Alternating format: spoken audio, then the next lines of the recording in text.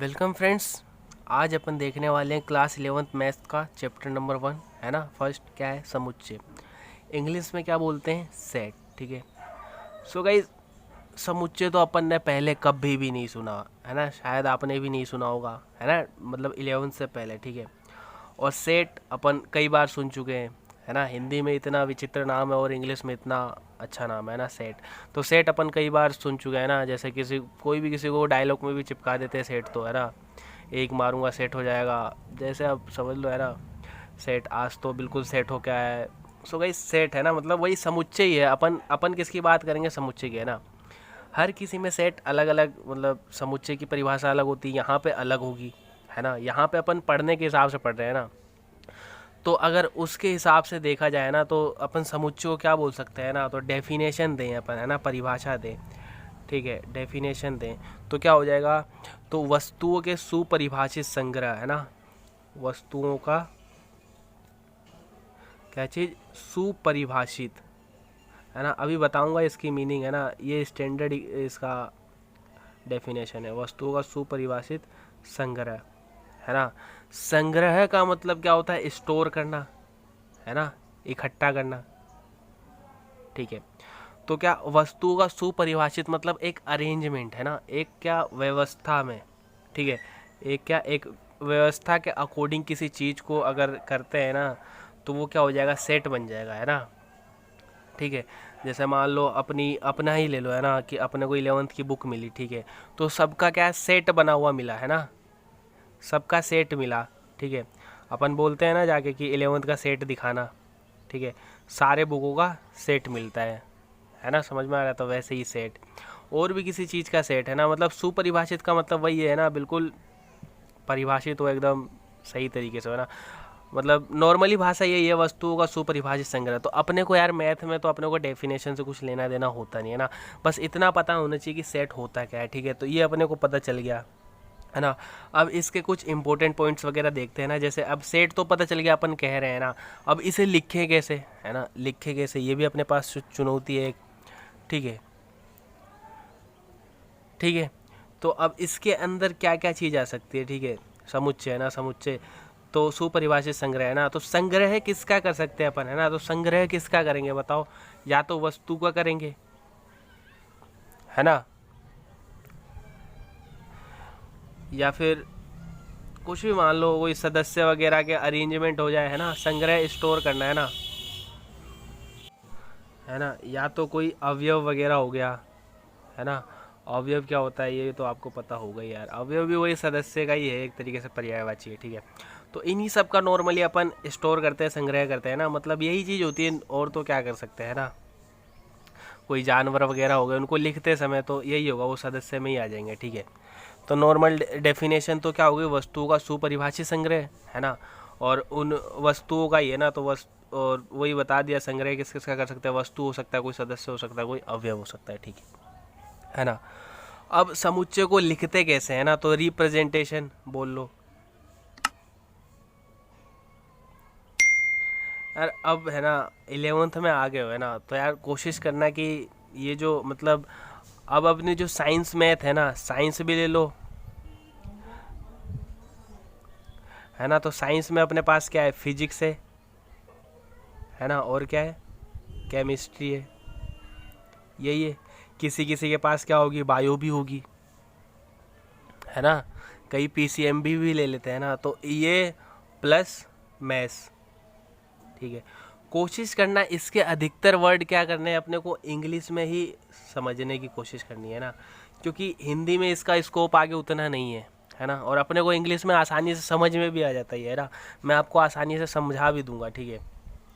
ठीक है ना। तो रिप्रेजेंटेशन है ना, रिप्रेजेंटेशन का मतलब दर्शाना है ना, जैसे हिंदी में क्या बोलते हैं, निरूपण भी बोल लो है ना। तो निरूपण मतलब दर्शाएंगे कैसे, तो ए बी सी डी के बड़े अक्षरों से है ना,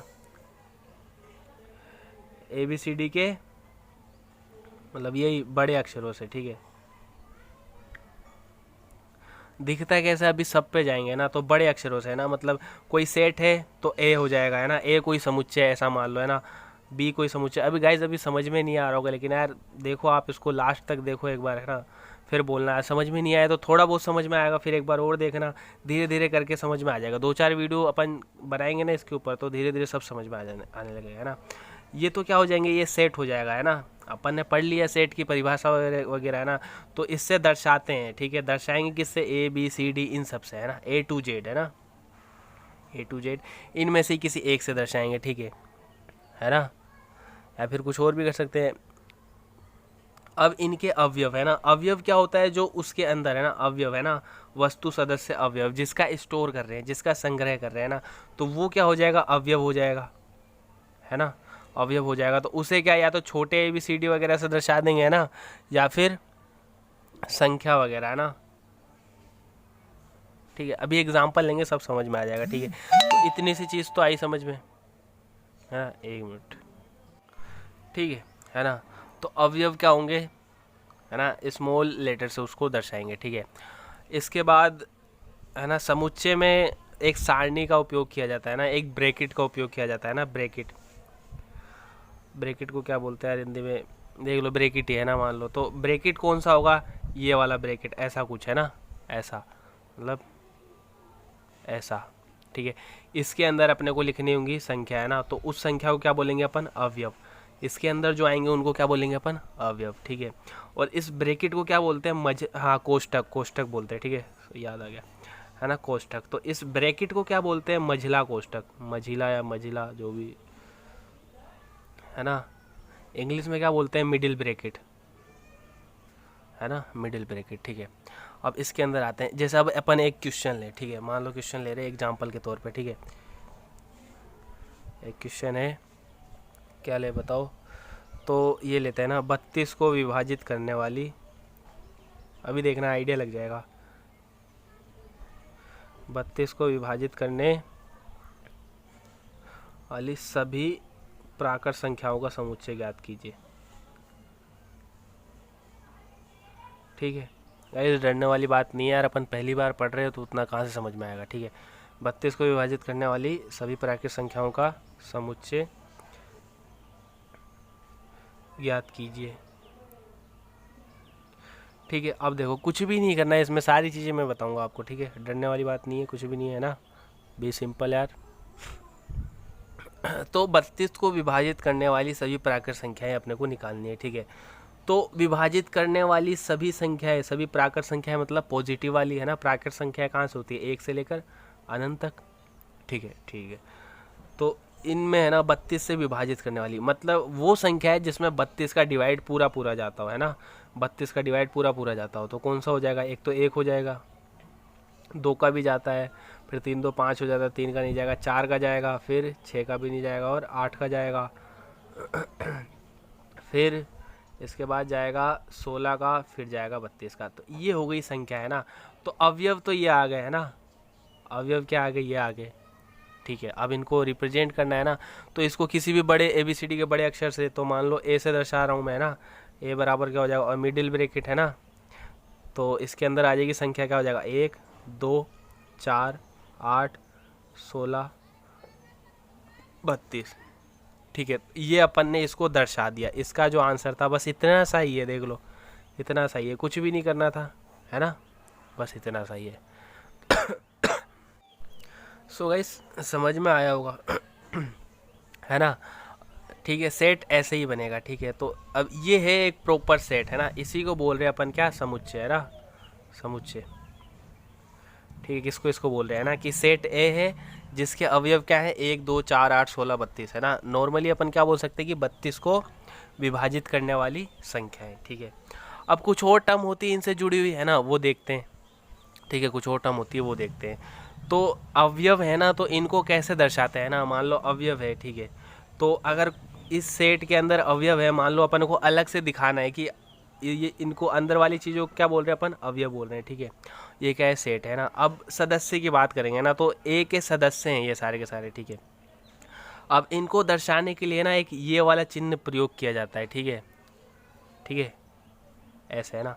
इसको क्या बोलते हैं, सदस्य, है ना। तो सदस्य है ना, सदस्य है मतलब ए का सदस्य है, ठीक है, बिलोंग्स टू, है ना। इसको इंग्लिश में क्या बोलते हैं, बिलोंग्स टू, है ना। ठीक है। तो अब जैसे मान लो इसके अंदर 2 है, ठीक है, तो मैं क्या करूँगा, है ना, 2 है ना, तो मैं क्या करूँगा, 2 बिलोंग्स टू ए, है ना, मतलब 2 क्या है, ए के अंदर है ना, ए के अंदर है, मतलब क्या, 2 ए का सदस्य है ना। ऐसे ही क्या हो जाएगा, 4 बिलोंग्स टू ए, 4 ए का सदस्य है ना, ए का सदस्य ही तो है। अब यहाँ पे 5 नहीं है ना, मैं मान लो लिख दूँ 5 बिलोंग्स टू ए, नहीं है ना, तो नहीं है के लिए क्या हो जाएगा, एक लाइन ऐसे खींच देंगे, है ना, ठीक है, नहीं है के लिए क्या होगा, एक लाइन ऐसे खींच देंगे। वैसे अगर मान लो 6 बिलोंग्स टू ए करता हूँ, 6 तो है ही नहीं, ये लो सर, समझ में आ रहा होगा इस, है ना, बिल्कुल सिंपल तरीके से बताने की कोशिश की है मैंने, है ना, ठीक है। सदस्य है तो क्या, बिलोंग्स टू ये हो जाएगा, और नहीं है तो अलग से किसी क्वेश्चन में पूछ लेता है ना कि बताओ ये उसका सदस्य है या नहीं, है ना। अब यहीं पे मान लो थोड़ा सा इसको और अगर मॉडिफाई करते हैं ना, तो 32 को विभाजित करने वाली सभी प्राकृत संख्याओं को समुच्चय ज्ञात कीजिए तथा बताइए कि 35 इसका सदस्य है कि नहीं, 35 इसका सदस्य है या नहीं, ये लो, है ना। तो अब देख रहे अपन 35 नहीं है ना, तो अपन क्या बोलेंगे, 35 नोट बिलोंग्स टू ए, है ना, अतः क्या है, 35 इसका सदस्य नहीं है, बस इतनी सी थी। सो गाइज इसकी सिंपल बेसिक थिंग्स तो समझ में आया ही होगा, है ना यार, इतना तो मैं समझ ही रहा हूँ, ठीक है। और देखते हैं अभी, ठीक है, अब इसको रिपीट कर लेते हैं एक बार, ठीक है। तो ये हो गया समुच्चय, है ना। अब आगे देखेंगे क्या, समुच्चय का निर्माण, है ना, क्या है समुच्चय का अगला टॉपिक क्या है अपना, समुच्चय का निर्माण, है ना। अब इसके भी क्या है, 2 टाइप है ना, 2 विधियाँ हैं। कौन सी टाइप है ये अगले वीडियो में देखेंगे, है ना। ये यार ये आपके लिए थोड़ा ज़्यादा लोड वाली बात हो जाएगी, है ना, मेरे को पता है समझ में तो आया नहीं होगा, लेकिन फिर भी गाइस कोशिश करना यार, एक बार और देख लेते हैं फटाफट, ठीक है। तो चैप्टर फर्स्ट समुच्चय क्या होता है, सेट को अपन ने कैसे डिफाइन किया, वस्तुओं का सुपरिभाषित संग्रह, ठीक है। मतलब क्या है ना, यहाँ पे, ठीक है, वस्तुओं को सुपरिभाषित संग्रह, इनमें एक खासियत ये भी है कि इसके अंदर है ना कोई चीज़ रिपीट नहीं होनी चाहिए, है ना, रिपीट नहीं होनी चाहिए। मान लो एक क्या है, 4 बार है ना, तो अपन उसको एक बार ही लिखेंगे, है ना, एक बार ही लिखेंगे, ठीक है। वो आगे समझ में आ जाएगा सब समुच्चय निर्माण वगैरह में, ठीक है। रिप्रेजेंटेशन कैसे ABCD के बड़े अक्षरों से करते हैं, है ना, ये तो हो ही गया, ठीक है, A से Z तक।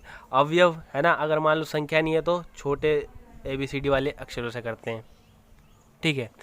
अब उसके बाद कोष्टक कौन सा यूज़ करते हैं, तो मिडिल ब्रैकेट, है ना, दिखता कैसा है ऐसा। अब इसको क्या कर्ली ब्रैकेट भी बोलते हैं ना, क्या बोलते हैं, कर्ली ब्रैकेट भी बोलते हैं ना, क्योंकि कर्सिव राइटिंग मतलब जानते होंगे आप सब, है ना, कर्सिव राइटिंग कुछ ऐसे ही लिखते हैं, तो उसकी तरह दिखता है ना, इसलिए इसको कर्ली ब्रैकेट भी बोलते हैं, ठीक है। अपन ने इसको समझने के लिए एक एग्जांपल लिया, क्या, 32 को विभाजित करने वाली प्राकृत संख्याओं को समुच्चय ज्ञात कीजिए ना। तो समुच्चय से पहले तो ये ज्ञात करो कि 32 को विभाजित करने वाली सभी प्राकृत संख्याएं कौन सी है, तो ये ज्ञात किया अपन ने, तो कौन सी है, 1 2 4 8 16 32। बस अब इसका क्या करना था, समुच्चय बनाना था। तो समुच्चय कैसे बनता है, इस वाले ब्रैकेट में रख देते हैं अपन, है ना, तो इस वाले ब्रैकेट में रख दिया, तो ये हो गया। अब इसके बाद अपन ने क्या देखा, सदस्य के बारे में, है ना। तो सदस्य है तो अपन क्या दिखाएंगे, ये, है ना, और इसको क्या बोलते हैं, बिलोंग्स टू। और नहीं हो तो क्या, अपन इस पे एक कट लगा देंगे ऐसे, ठीक है। जैसे ऊपर वाले में देखा अपन ने, 2 क्या है, ए का सदस्य है, तो है, बिलोंग्स टू ए दिखा रखा है अपन ने। ऐसे ही 4 भी है तो ये भी दिखा रखा है। 5 नहीं है तो अपन ने कट लगा रखा है। 6 भी नहीं है तो अपन ने कट लगा रखा है, ठीक है। सो गाइज़ पसंद आया था लाइक शेयर सब्सक्राइब जरूर करना। आगे ऐसे ही वीडियो आती रहेगी, है ना।